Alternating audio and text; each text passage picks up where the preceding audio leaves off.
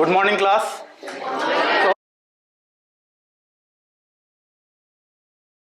इस चैप्टर में सबसे पहले जो डिस्कशन हुआ था, हम लोगों का चर्चा हुई थी, वो हुआ था कि चर क्या होता है।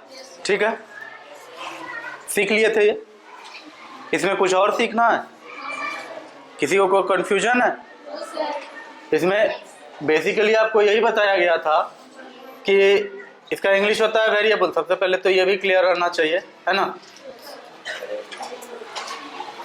और बताया आपको ये गया था कि मैथमेटिक्स में कई बार ऐसा सिचुएशन हम लोगों के साथ आता है जब हम लोगों को संख्या पता नहीं होता है, लेकिन हम लोगों को मैथमेटिक्स में उसको यूज जरूर करना होता है।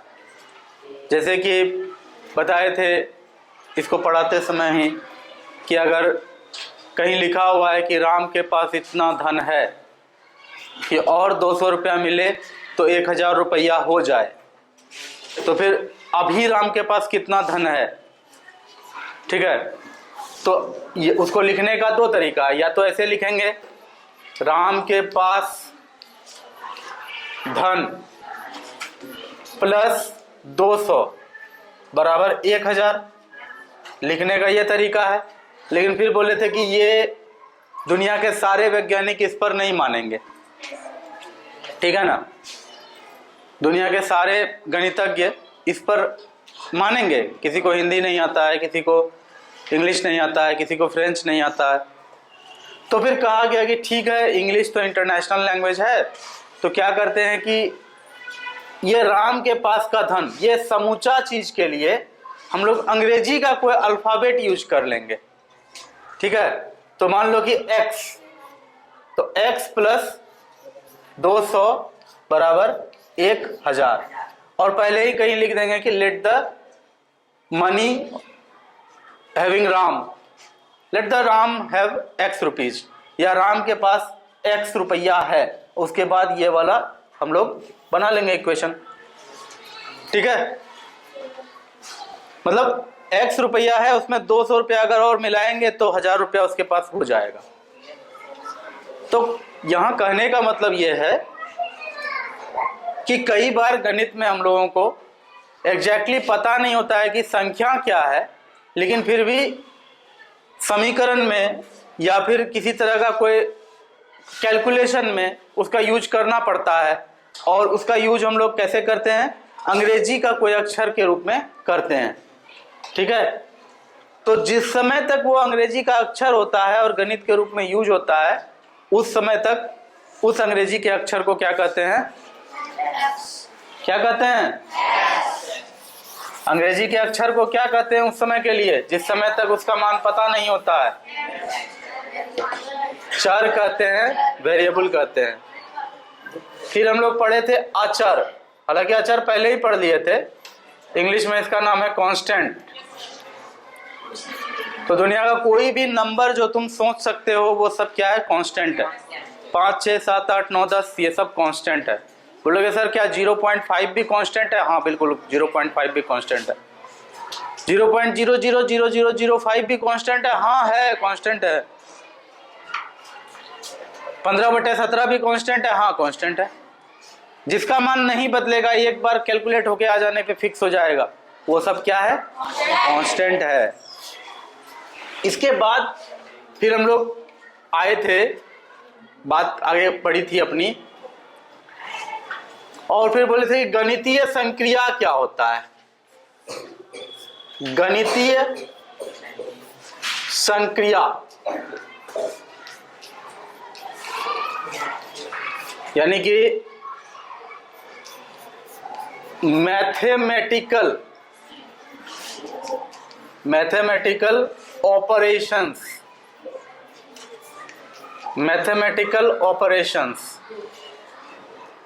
ठीक है, फिर उसके बाद बात किए थे कि पद क्या होता है, यानी कि टर्म्स, है ना। फिर बात किए थे क्या? व्यंजक, है ना, जिसको कि बीजीय व्यंजक भी कहे थे। और इसके बारे में भी ठीक ठाक पढ़ाई हम लोग कर चुके हैं। आज बस आपको बताया जा रहा है कि ये सब चीज हम लोग पढ़ लिए हैं, ताकि आप भी मन में रिकॉल कर पाए। अगर मैं पूछ दूं अभी किसी को कि व्यंजक क्या होता है, एक दो व्यंजक का उदाहरण दो, दे पाओगे? नील बटा सन्नाटा, क्या दे पाओगे? व्यंजक क्या होता है? इतना दिन से तो वही पढ़ रहे हो। चर अचर और उनके बीच गणितीय संक्रिया अगर हो तो कुल मिलाकर के सबको व्यंजक कहा जाता है। ठीक है, डेफिनेशन आपका, डेफिनेशन रटो या ना रटो, लेकिन व्यंजक आपको पहचानने आना चाहिए। जैसे मान लो कहीं पर है 3x, क्या ये व्यंजक है? बिल्कुल है। कहीं पर है 3x प्लस 7x स्क्वायर, क्या ये व्यंजक है? ये भी व्यंजक है। ये 3x प्लस 7x स्क्वायर में 3x अपने आप में क्या कहलाएगा और 7x स्क्वायर अपने आप में क्या कहलाएगा? ये दोनों अपने आप में कहलाता है पद। ठीक है, ये सब चीज हो चुका है, आज बस रिकॉल कर रहे हैं और इसी में सबका दिख रहे हैं चेहरा का हाव भाव, किसको कितना समझ में आता है और कितना कौन बनने का कोशिश कर रहा है, कौन कितना असल में है। ध्यान से सुन लो, आज भी बहुतों को कंफ्यूजन है। देखो, अगर कहीं पर 3x लिखा हुआ है, 7x स्क्वायर लिखा हुआ है, अलग अलग है अगर दोनों, तो ये अपने आप में व्यंजक भी कहलाएगा और यही अपने आप में पद भी कहलाता है। कोई दिक्कत है? क्योंकि इसमें एक ही पद है, तो ये पद भी है और व्यंजक भी है। लेकिन वहीं 7x स्क्वायर में ये अपने आप में व्यंजक भी है और साथ साथ पद भी है। और ये भी इसलिए क्योंकि ये अकेला है, लेकिन जब आपने दोनों को जोड़ दिया ना, तो ये कुल मिला करके तब कहलाएगा व्यंजक। ये तब यूं ही व्यंजक नहीं होगा, अकेला अकेला व्यंजक नहीं होगा।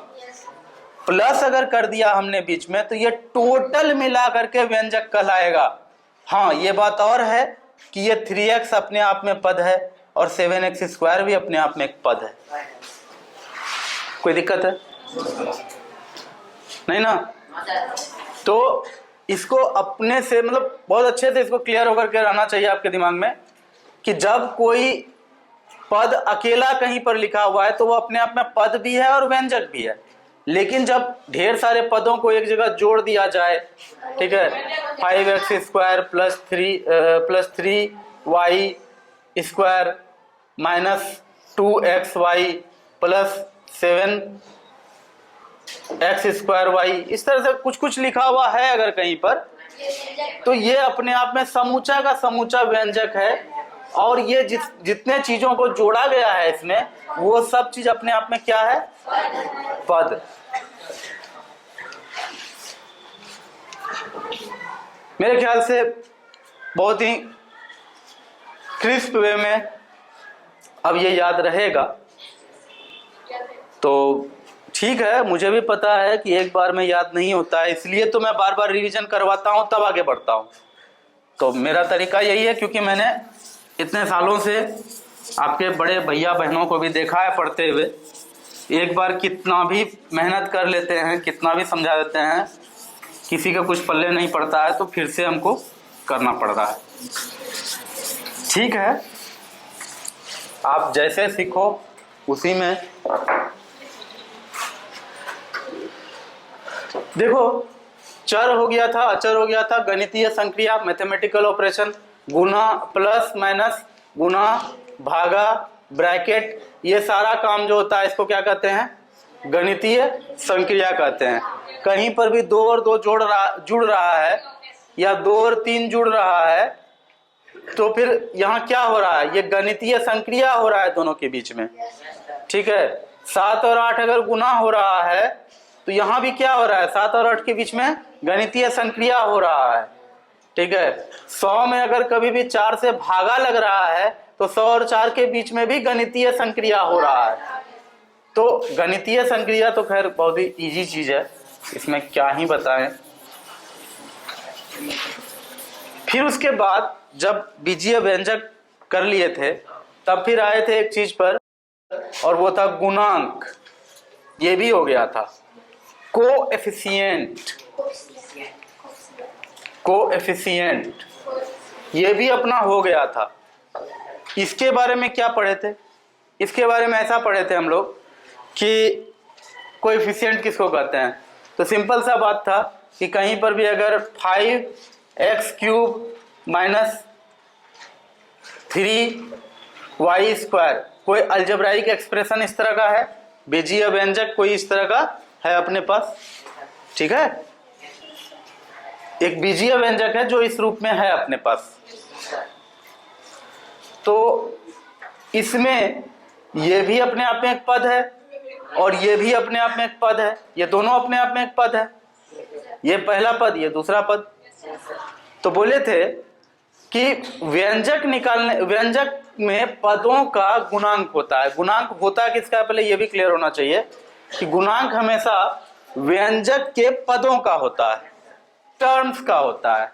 जैसे कि ये पूरा का पूरा एक्सप्रेशन है 5x³ माइनस 3y², ये पूरा समूचा मिला करके कहा जाएगा व्यंजक, अलजेब्राइक एक्सप्रेशन, ठीक है।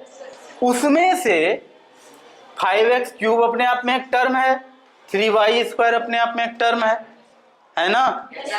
तो फिर कहे थे कि जब ऐसा हो तो इसका हम लोग कोएफिशिएंट निकालने के लिए सबसे पहले क्या करते हैं, गुणनखंड करते हैं। तो गुणनखंड फैक्टर करते हैं, 5 × x × x × x, 3 बार x गुना होगा 5 में।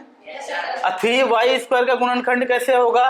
तो सबसे पहली बात 3y² का नहीं होगा, -3y² का होगा। तो -3 सबसे पहले लिख देंगे × y, ये करेंगे ना। फिर मैंने कहा था कि जब आप गुणनखंड कर लेंगे फिर देखेंगे कि इसमें वेरिएबल कौन है। पहला वाला में x है वेरिएबल, जो भी वेरिएबल है, x है, y है या xy दोनों है, कुछ भी वेरिएबल है आप उसको छोड़ दीजिए। कहने का मतलब अगर पूछे कि 5x³ का कोएफिशिएंट कौन है, तो 5x³ का कोएफिशिएंट है 5। 5x³ का कोएफिशिएंट है 5। -3y² का कोएफिशिएंट कौन है? -3। -3 कौन जो है, यही कोएफिशिएंट है। तो याद रखना, कोएफिशिएंट का सिंपल सा डेफिनेशन होता है किसी भी व्यंजक में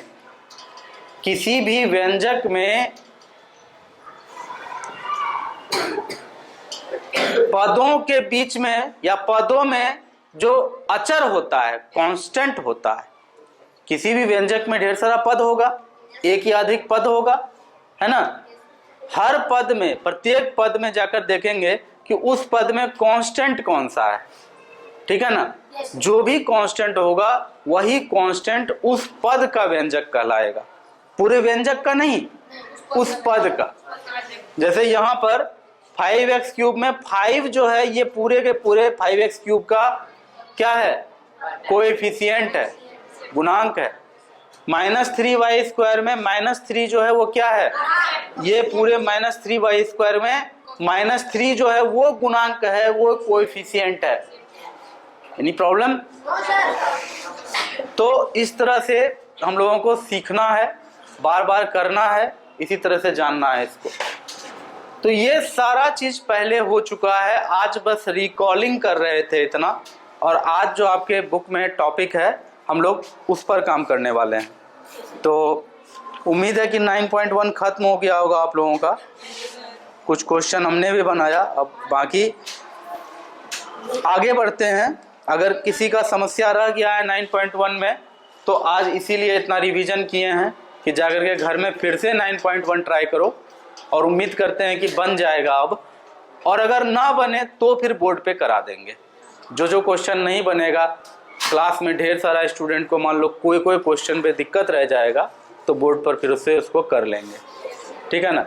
लेकिन जितना बताए हैं ये थ्योरी, ये पहले पढ़ाई हो चुका था, आज फिर से रिकॉल किए हैं। अब उम्मीद करते हैं कि आप लोग इसको नहीं भूलेंगे। अपने कॉपी को बार बार रिवाइज कीजिए, किताब को बार बार पढ़िए, टेक्स्ट को, जो आपके पास सरकारी स्कूल का किताब है, एनसीईआरटी है, उसमें जो आपका थ्योरी दिया हुआ है भाषा में, मैक्सिमम लोग मैथ बनाने का क्या तरीका यूज करता है कि सीधा सीधा वो एक्सरसाइज पे गया, किसी तरह से फॉर्मूला सीख लिया या फॉर्मूला रट लिया, एक्सरसाइज को निकाला, एक्सरसाइज बनाया और फिर आगे बढ़ा। उसको उस चैप्टर में लिखे हुए बातों से कोई मतलब ही नहीं रहता है।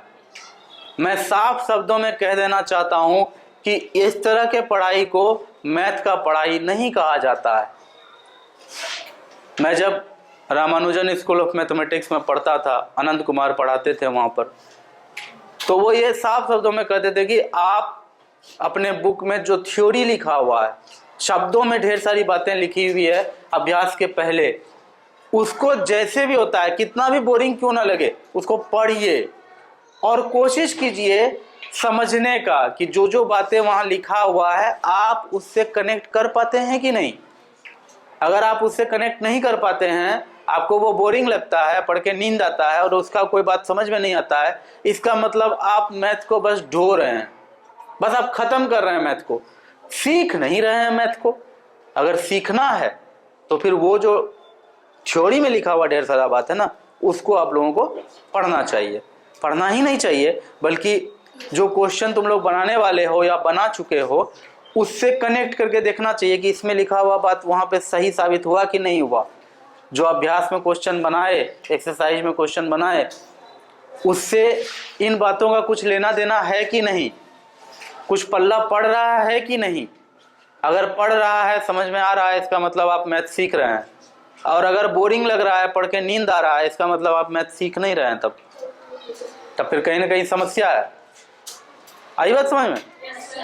एक्सरसाइज बना लेना अलग बात है, गुणांक को इस तरह से बारीक रूप से समझना अलग बात है।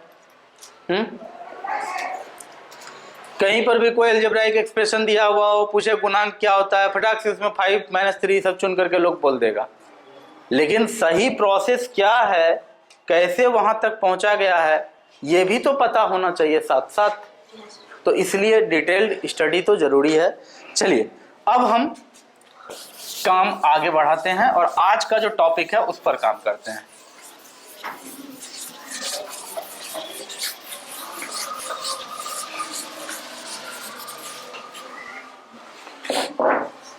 देखो, टॉपिक हम लोगों का बीजीय व्यंजक पर संक्रियाएं।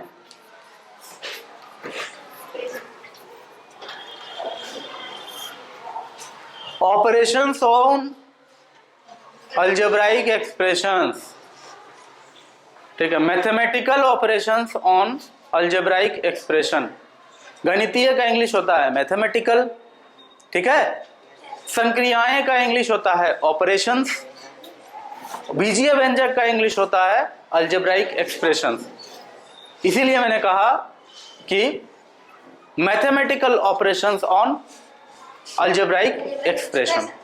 कोई दिक्कत है? ये सब जब सीखते हो, समझ में आता है तो कुछ अंदर से मजा आता है, तो मजा भी थोड़ा बहुत आना चाहिए, ठीक है। कुछ लोगों को मजा ही आता है, समझ में कुछ नहीं आता है, वैसा भी नहीं हो, ठीक है। देखो, कहीं पर भी ऐसा हो सकता है कि एक संक्रिया तुमको दिया हुआ हो कि 7x + 4y, एक संक्रिया है अपने आप में ये, कॉमा दूसरा संक्रिया दिया हुआ है 2x - 3y, ये दूसरा संक्रिया है, ठीक है। ये दूसरा संक्रिया है। आपसे क्वेश्चन ऐसा रहेगा, संक्रिया मैथमेटिकल, मैं बार बार संक्रिया बोल रहा था क्या? I'm सॉरी, संक्रिया नहीं है, सॉरी। यहाँ होता है ऐसा, कभी कभी स्लिप ऑफ टंग हो जाता है। ये पहला व्यंजक है, एक्सप्रेशन है, पहला मैथमेटिकल, पहला अलजेब्राइक एक्सप्रेशन, और ये दूसरा अलजेब्राइक एक्सप्रेशन, ठीक है। ये दो बीजीय व्यंजक आपको दिया हुआ है, दो अलजेब्राइक एक्सप्रेशन आपको दिया हुआ है। ठीक है ना। मैं हिंदी और इंग्लिश दोनों कहता हूं तो आप लोग में से बहुत लोग इरिटेट होते हैं। इरिटेट नहीं होना है। देखो क्यों ऐसा करता हूं मैं, क्योंकि मेरी अपनी मजबूरी है। पहला तो कारण इसका यह है कि मैंने अपनी पढ़ाई हमेशा इंग्लिश मीडियम में किया। अगर मुझे इस क्लास में बोला जाए कि सिर्फ इंग्लिश में आप पढ़ाइए, हिंदी आपको बोलना ही नहीं है एक भी शब्द, तो शायद उसमें मैं ज़्यादा कंफर्टेबल रहूँगा, ज़्यादा मुझे आराम उसी में रहेगा। इवन इसमें हिंदी में बोलने में बहुत यहाँ प्रोसेसिंग लेना पड़ता है। एक तो कारण यह है इंग्लिश बार बार बोलने का। दूसरा कारण यह है बच्चों कि आप अभी 7th में हैं, 8th 9th 10th आपकी मजबूरी है कि आपका बोर्ड हिंदी है, बिहार बोर्ड है, आपको हिंदी माध्यम से ही पढ़ना पड़ेगा चाहे जहाँ भी पढ़ें। इसमें कोई शक नहीं कि आपको, आपकी मजबूरी कहें, आपका शौक कहें, आपको हिंदी में ही पढ़ना पड़ेगा, बीजीय व्यंजक ही पढ़ना पड़ेगा। एग्ज़ाम भी आपको मैट्रिक का उसी में देना है। लेकिन एक बात और बता देते हैं कि एक बार मैट्रिक पास कर जाते हो तो फिर ज़्यादातर जो एग्ज़ाम्स की तैयारी होती है, चाहे वो मेडिकल का तैयारी हो कि आईआईटी का तैयारी हो, चाहे और भी बहुत सारे कॉम्पिटिटिव एग्ज़ाम होते हैं, या फिर बड़े बड़े यूनिवर्सिटी के एंट्रेंस टेस्ट होते हैं, मैक्सिमम एग्ज़ाम के अच्छे टीचर आपको इंग्लिश में ही पढ़ाते मिलेंगे। नो डाउट, इसमें कोई मन में शक मत रखना। आप में अगर क्षमता होगा, कुछ कर गुजरने की हिम्मत और लगन होगी, आप खुद से भी हिंदी माध्यम का किताब को ला करके पढ़ करके बिना कोई टीचर के हेल्प के आप बड़े से बड़े कंपटीशन को क्रैक कर सकते हैं, और लोगों ने किया है। इस बात को मेरा याद रखना। कोई तुमको कितना भी डराए, डरना मत। लेकिन ये बात भी आज से तुमको बता देते हैं कि वहां उस समय अच्छे टीचर तुमको हिंदी में पढ़ाते हुए नहीं मिलेंगे। अच्छे टीचर के लिए तुम कोटा जाओगे, दिल्ली जाओगे, वहां पर भले ही वो हिंदी में बात कर लें, लेकिन पढ़ाने का काम वो लोग इंग्लिश में करेंगे। अब अंग्रेज छोड़ गए, अंग्रेज चले गए, अंग्रेजी छोड़ गए, तो वो सब समस्या है, उस पर ताना मार सकते हो, सटायर मार सकते हो। लेकिन असली रियलिटी आज के डेट का यही है कि अच्छे एग्जाम के या अच्छे कंपटीशन की तैयारी के अच्छे टीचर आपको इंग्लिश माध्यम में ही मिलेंगे, हिंदी माध्यम में बहुत कम मिलेंगे। मिलेंगे भी तो बहुत ज़्यादा फी रहता है। इसलिए मेरा ऐसा कोशिश रहता है कि अगर स्टूडेंट को इस तरह से बताया जाए, हर एक टॉपिक का, हर एक चीज़ का संक्रिया का ऑपरेशन बता दिया जाए, ठीक है, व्यंजक के लिए एक्सप्रेशन बता दिया जाए, हर एक टर्म का अगर उसको इंग्लिश पता है, स्टूडेंट को सुनने और कहने की आदत है स्टूडेंट को, तो नो डाउट जब वो मैट्रिक कर जाएगा तो फिर वो अपने आप को अगर स्विच करना चाहे कि नहीं अब बहुत हो गया हिंदी मीडियम, अब हम इंग्लिश मीडियम में ही करेंगे काम, तो उसको ज़्यादा परेशानी ना हो, इतना अपने तरफ से मेरा प्रयास रहता है। ठीक है, उम्मीद है मेरा समस्या को आप लोग समझे होंगे और क्यों करते हैं ऐसा वो भी समझे होंगे। तो आप लोग भी आदत डालिए, आप लोग सिर्फ ना तो हिंदी बोलेंगे ना ही सिर्फ इंग्लिश बोलेंगे टर्म्स में, ठीक है ना। जो भी जैसे बीजीय व्यंजक है, जरूरी नहीं है कि हमेशा बीजीय व्यंजक आप कहें और जरूरी नहीं कि हमेशा आप अलजेब्राइक एक्सप्रेशन कहें। आप दोनों का यूज कीजिए ताकि आपके लिए दोनों रास्ता खुला रहे हमेशा, ठीक है ना। तो ठीक है, यहाँ देखो, अब नहीं तो बहुत सारा स्टूडेंट होता है, वो अच्छा स्टूडेंट होता है, बिहार बोर्ड में 99% नंबर लाए हुए रहता है। मैं वहाँ जब पढ़ता था रामानुजन स्कूल ऑफ मैथमेटिक्स में, तो वहाँ बहुत सारे स्टूडेंट्स थे बिहार बोर्ड से स्टेट टॉपर रह चुके थे।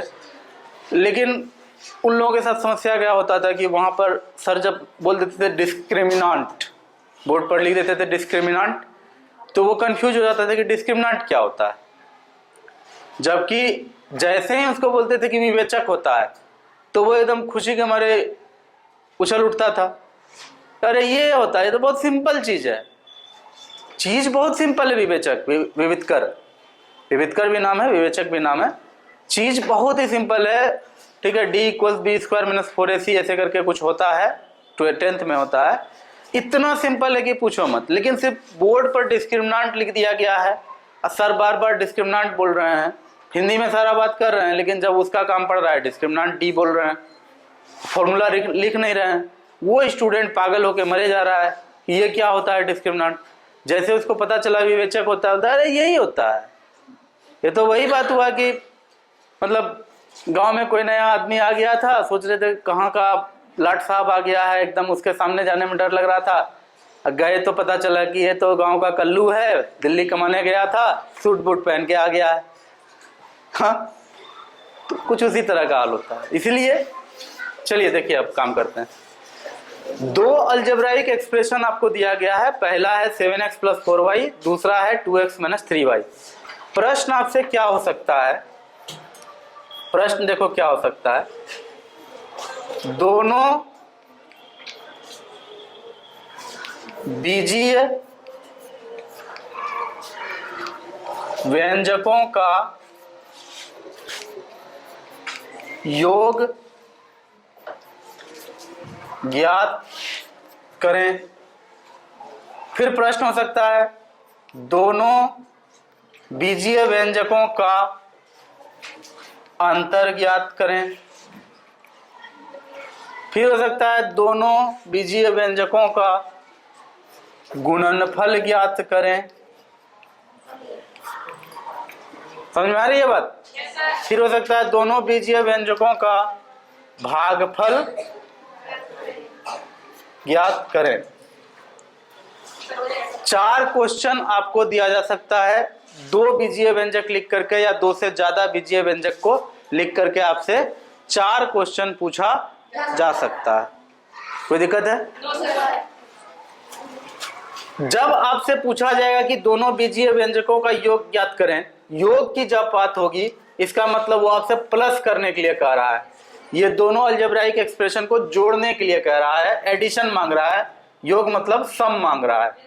अंतर का मतलब होता है डिफरेंस, यानी कि घाटा। जब आपसे दोनों बीजीय व्यंजक का अंतर मांगे तो इसका मतलब वो घाटा करने कह रहा है, इसमें से इसको घटाओ, ठीक है ना। फिर हो सकता है दोनों बीजीय व्यंजकों का वो आपसे गुणनफल मांगे, तो बोलेगा मतलब पहले वाले से दूसरे वाले को गुना करो, और फिर भागा भी पूछ सकता है आपसे। तो जब भी ऐसा कुछ पूछे, 2 बीजीय व्यंजक दे दे, बोले दोनों को जोड़ो, दोनों को घटाओ, या दोनों को गुना करो आपस में, या पहले में दूसरे से भाग दो, इस तरह का कोई भी क्वेश्चन अगर पूछा जाए तो समझ जाना कि यही है बीजीय व्यंजकों पर गणितीय संक्रियाएं, mathematical expression on algebraic expressions. ठीक है, mathematical operations on algebraic expressions इसी को कहते हैं कि एक से अधिक बीजीय व्यंजक दे दिया आपको और कह रहा है कि इसमें आपस में जोड़ करो, आपस में गुना करो, आपस में घटा करो। ठीक है, तो वही समझेंगे कि दोनों के बीच क्या हो रहा है, मैथमेटिकल ऑपरेशन, गणितीय संक्रिया हो रहा है। चलो करते हैं, जो कहे हैं वो अब करते हैं। पहला काम करते हैं, क्या करने का, इन दोनों को जोड़ने का। हमेशा याद रखना एक बात, हमेशा कि दोनों को अगर जोड़ना है, एक बात हमेशा दिमाग में डाल लो, क्वेश्चन हमको चाहे जैसे भी दिया हो, हम लोग हमेशा ब्रैकेट डालेंगे, ब्रैकेट खोलेंगे। ठीक है, जोड़ जैसे जोड़ लिख के बराबर दिए हैं, ब्रैकेट अपने मन से डालेंगे ये वाला, उसके बाद पहला वाला अलजेब्राइक एक्सप्रेशन लिखेंगे, लिख दिए 7x + 4y, फिर ब्रैकेट बंद कर देंगे। Any problem? फिर उसके बाद जोड़ मांगा है तो बीच में प्लस दो, मांगा है जोड़ तो प्लस ही दोगे ना, माइनस तो नहीं दोगे। फिर ब्रैकेट खोलेंगे और फिर दूसरा वाला रख देंगे ला करके 2x - 3y। और जब यहाँ पूरा का पूरा जैसा वो क्वेश्चन में दिया वैसा का वैसा हमने लिख दिया, तो अब हम क्या करेंगे, ब्रैकेट को बंद कर देंगे। ये ब्रैकेट वाली आदत बहुत ही अच्छी आदत होती है। कोई अगर ना भी दे तो ऐसा नहीं कि गलत हो जाएगा उसका, लेकिन गलत होने का चांस बढ़ जाएगा।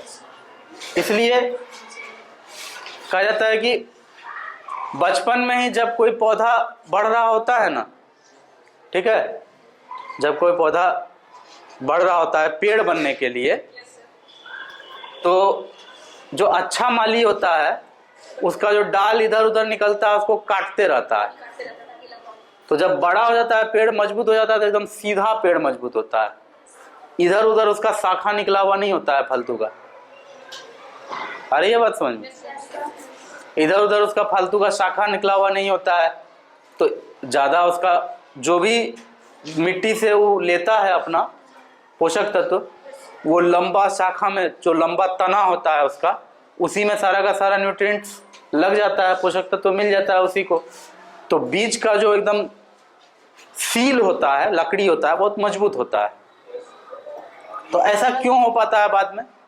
तो बहुत सारा पेड़ होता है, उसका ढेर सारा शाखा इधर उधर निकला हुआ है, कहीं पे भी काम का कोई लकड़ी है नहीं, सब लकड़ी पतला पतला है, उस पेड़ का लकड़ी से कुछ नहीं बन पाता है।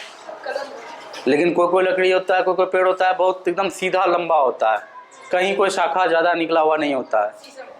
तो वैसा होने में माली ने बहुत मेहनत किया होता है, समझ रहे हो बात को? जब वो पौधा छोटा था उसी समय से माली इस बात का पूरा तैयारी किए हुए था। उसी तरह आप लोग भी अभी पौधा हो, ठीक है ना, इसलिए आगे चल के इधर उधर शाखा ना बढ़े, इसलिए सीधा ऊपर ही उठो, इसलिए अच्छी आदत अभी डालना पड़ता है। ये ब्रैकेट डालने की आदत उन्हीं में से एक है, ठीक है? तो ये ब्रैकेट तो डालना एकदम सीख जाओ। कहीं भी जोड़ करना है, कहीं भी घाटा करना है, गुना करना है, भागा करना है, जो भी गणित, जो भी बीजीय व्यंजक यानी अलजेब्राइक एक्सप्रेशन आपको क्वेश्चन में दिया हुआ है, आप उसको उठा के लाके रखिए, लेकिन ब्रैकेट के साथ। चलिए आगे बढ़ते हैं। अगर देखो ब्रैकेट के सब तरफ प्लस है, ब्रैकेट के बाद भी प्लस, ब्रैकेट के पहले भी प्लस, ठीक है ना, ब्रैकेट का कहीं भी माइनस से कोई कांटेक्ट नहीं हो रहा है, तो आराम से आप ब्रैकेट हटा सकते हैं। प्लस में आप ब्रैकेट को हटा सकते हैं। याद रखना, हम बार बार कह रहे हैं, जोड़ में ऐसा होता है कि ब्रैकेट को आप हटा सकते हैं, बाकी का अभी बाद में बात करेंगे, लेकिन जोड़ में आप ब्रैकेट को बिना कोई दिक्कत का हटा सकते हैं। हटाइए।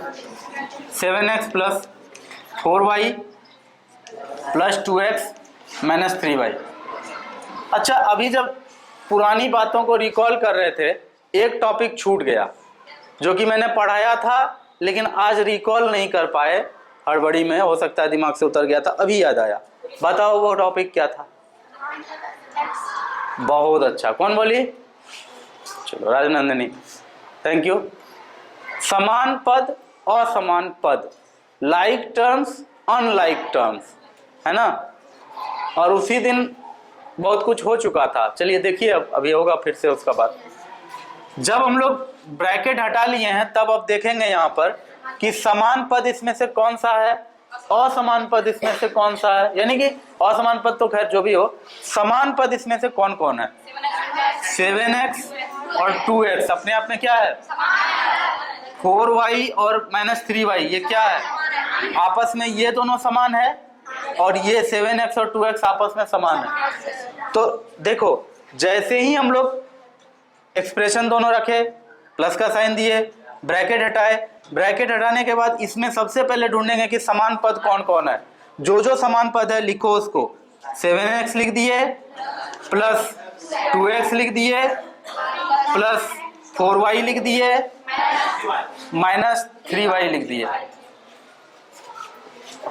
मतलब 7x और 2x को एक जगह कर लिया हमने, 4y और 3y माइनस 3y को एक जगह कर लिया, ठीक है? और तरीका ये होता है कि x और x यानी कि वेरिएबल अगर सेम है, तो जब दोनों को जोड़ते हैं तो दोनों का कोएफिशिएंट जुड़ता है, वेरिएबल नहीं जुड़ता है। यानी कि जैसे 7x और 2x, इसको लिखा जाता है 9x, क्योंकि इसका कोएफिशिएंट 7 था, इसका कोएफिशिएंट 2 था। 7 2 9 होता है, तो 7x जोड़ 2x बराबर होता है 9x, plus 4y minus 3y। तो यहां पर हो जाएगा, इसका कोएफिशिएंट है 4, इसका कोएफिशिएंट है माइनस 3, ठीक है? तो 4y माइनस 3y, 4 आम था, उसमें से 3 आम चला गया, कितना बचा? 1 आम बचा। तो 1 आम ऐसे करके नहीं लिखा जाता है, सीधा लिखा जाता है आम, यानी कि y, ठीक है ना? सीधी सी बात है। x को अगर आप अनार समझते हैं तो 7 अनार जोड़ 4 अनार सॉरी 7 अनार जोड़ 2 अनार कितना हो जाएगा? 9 अनार। तो इस तरह से यहाँ हम लोग का आंसर आ गया है, यही हम लोगों का आंसर होगा। इसके आगे और कुछ भी हो सकता है क्या? तो आंसर है नहीं, नहीं हो सकता है, कुछ नहीं हो सकता है इसके आगे, यही फाइनल आंसर है। आई बात समझ में? अब है कि आप इसको कितना अच्छे से समझे हैं, कितना अच्छे से एक्सरसाइज कर पाते हैं, ये आप पर डिपेंड करेगा। अब हम ये आपको करना है, यहां से उतारने नहीं मिलेगा बोर्ड से, ठीक है। अब सीधे हम चले जाते हैं घाटा पर, कि घटाना हो तो क्या करेंगे। देखो घटाने की जब बात आती है, जोड़ का बात खत्म हो गया है, अब घटाने का बात शुरू कर रहे हैं।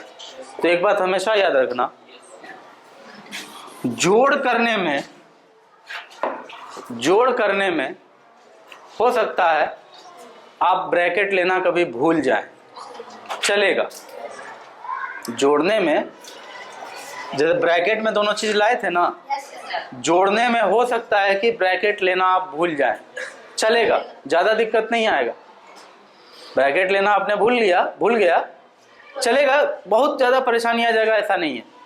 लेकिन घाटा में अगर आपने ब्रैकेट लेना भूला तो पक्का है कि आंसर गलत आएगा, नहीं बनेगा।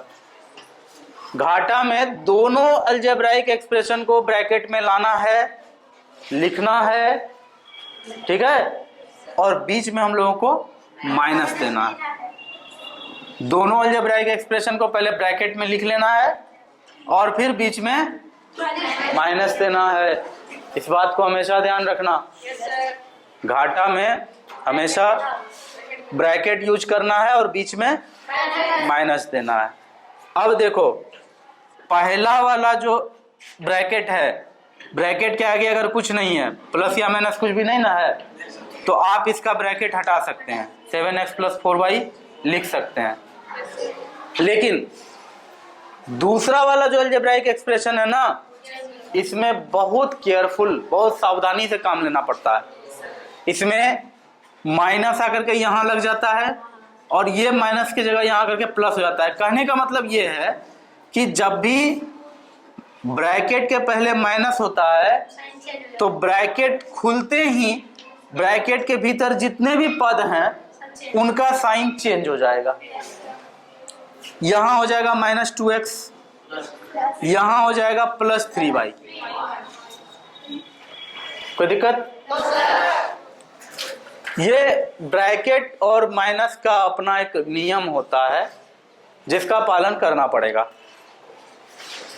फिर से सुन लो, अगर कहीं ब्रैकेट लगा हुआ है, ब्रैकेट के अंदर ढेर सारा पद है, टर्म्स है, ठीक है, अलजेब्राइक एक्सप्रेशन है, तो एक या एक से अधिक टर्म्स तो हो ही सकते हैं, तो अंदर ढेर सारा टर्म्स है और ब्रैकेट के बाहर अपने पास माइनस है, तो नियम ये होता है आप ब्रैकेट हटाइए, लेकिन बाहर तो माइनस रहेगा ही, अंदर में जितने भी चीज लिखे गए हैं, जितने भी टर्म्स लिखे गए हैं, उन सारे टर्म्स का साइन बदल जाएगा।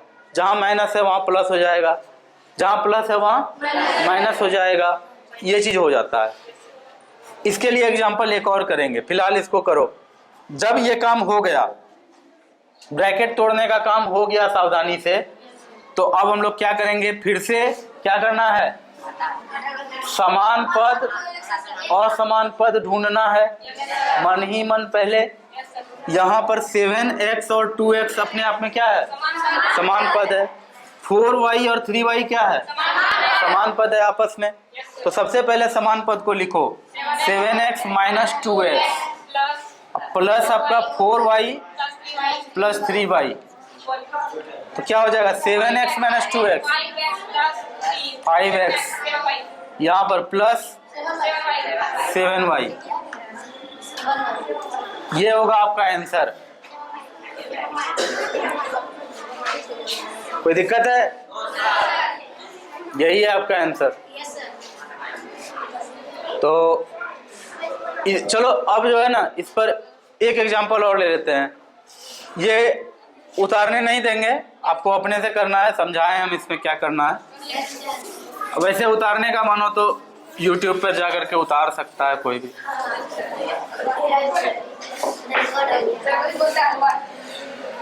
देखो यहाँ हो सकता है कि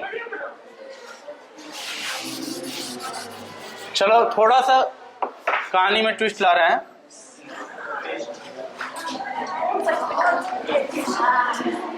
ये पहला एक्सप्रेशन है, दूसरा एक्सप्रेशन है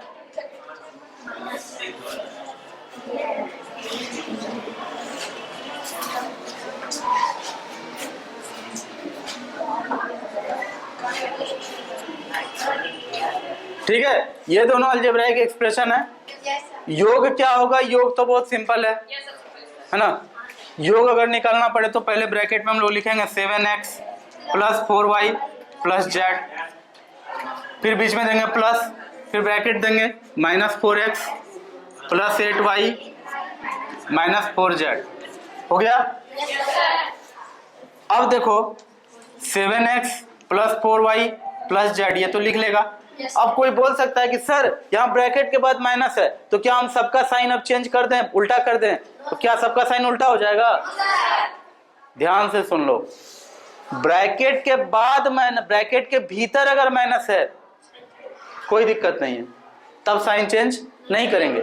हमें यह देखना पड़ता है ब्रैकेट के ठीक पहले क्या है। अगर ब्रैकेट के ठीक पहले माइनस होता तब तो सबका साइन चेंज होता, लेकिन ब्रैकेट के ठीक पहले है प्लस, किसी का साइन चेंज नहीं होगा, डायरेक्ट लिखाएगा प्लस। बस यही होगा कि ये वाला सिर्फ माइनस 4x, एक सिंगल ब्रैकेट में सिर्फ इसको लिखो, प्लस फिर 8y माइनस 4z।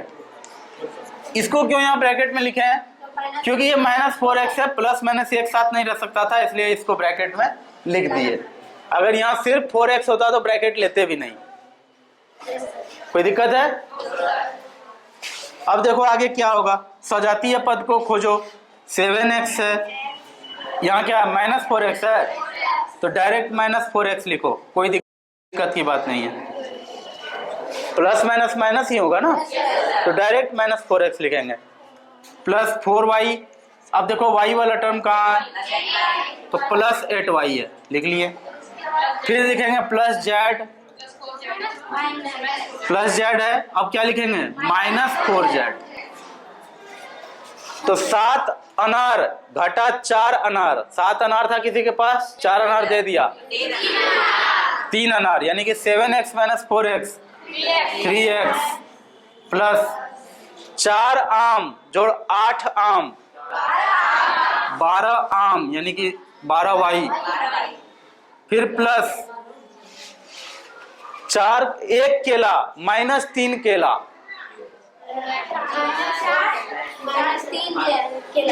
एक केला माइनस 4 केला माइनस 3 केला। तो फिलहाल इसको माइनस 3z लिखिए, ठीक है। अगला स्टेप करके कि 3x plus 12y minus 3z, क्योंकि प्लस माइनस माइनस हो जाएगा। यहाँ तक ठीक है ना? ये इस तरह से आपका आंसर आ जाएगा। लेकिन अगर इसी में कह दे, घंटी का टाइम हो गया है इसलिए थोड़ा फास्ट चलेंगे। अच्छा ठीक है, जब तक सर आते हैं या मैम आती हैं तब तक मैं इसको घटा लेते हैं। मान लो कि अगर रहा कि घाटा क्या होगा, यहाँ जोड़ ही लिखा रह गया था, यहाँ अंतर लिखना पड़ेगा। पहले वाले में सही कर लेना, खैर वो तो ठीक है, यहाँ अंतर लिखना था, वो मिस्टेक हो गया था। 7x प्लस 4y जो भी दिया हुआ है, 2 एक्सप्रेशन लिख दिया और बीच में घाटा का साइन लगा है, यानी माइनस किया है। अंतर या डिफरेंस कैसे निकलता है? पहला में दूसरे को घटा कर, इधर देखो यहाँ, तो फिर क्या हो जाएगा, equal to 7x plus 4y plus z। यहाँ देखो ये माइनस ब्रैकेट के बाहर है, तो फिर क्या होगा, हम लोगों का क्या काम बनता है अब, ये माइनस क्या करेगा, इसको प्लस कर देगा, ये माइनस इस प्लस को क्या करेगा, माइनस 8y, ये माइनस से